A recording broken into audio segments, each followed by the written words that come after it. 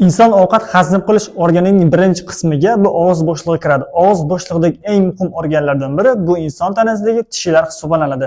Demak, bugun sizlar bilan tishlarning sistematik haqida gaplashamiz. Inson tanasida tishlar ikki xil bo'ladi. Ya'ni sut tishlari hamda doimiy tishlar. Sut tishlari insonning 6 oylik vaqtdan chiqishdan boshlab 7-8 yoshgacha almashinib bo'ladi va ularning jami soni 20 tani tashkil etadi va ular doimiy tishlarga qaraganda emalli qavati nisbatan nozik hisoblanadi. Ikkinchi tishlarning xili esa bu doimiy tishlar hisoblanib, ularning soni inson tanasida 32 tani tashkil etadi va bu tishlar inson 12 yoshidan boshlab 18 yoshgacha to'liq chiqib bo'ladi.